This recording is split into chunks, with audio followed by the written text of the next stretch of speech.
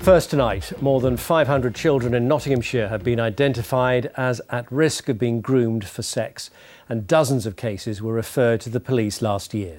Well, today councillors heard how the county is spending well over £1 million to tackle child sexual exploitation, as our social affairs correspondent Jeremy Ball reports. A hard-hitting play called Love You Too. It's now been performed to almost 18,000 children in Nottinghamshire to warn them how sexual predators lure youngsters with gifts and compliments.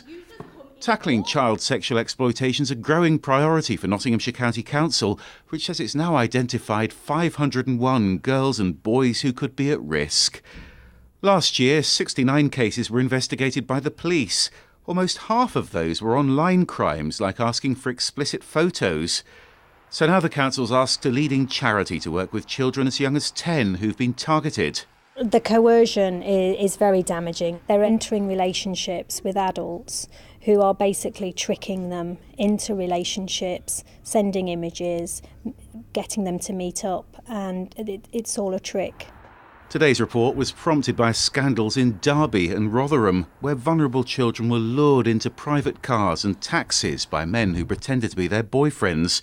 So now 4,000 cabbies in Nottinghamshire have been given safeguarding training. The taxi drivers are encouraged to recognise vulnerable children. So a 14-year-old being taken to a hotel with an older male or a group of males, they'd be encouraged to report that.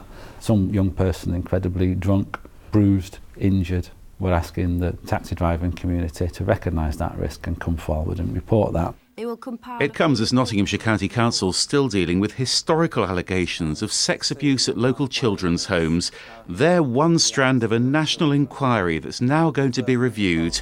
But today that inquiry's new chair insisted that victims will still be heard. We are still very interested in the past, and I have to say I treat with some scepticism the calls for us to forget the past, because only by understanding the lessons we can learn from that and the possible failings and cover-ups that might have taken place in certain institutions will we go forward with confidence.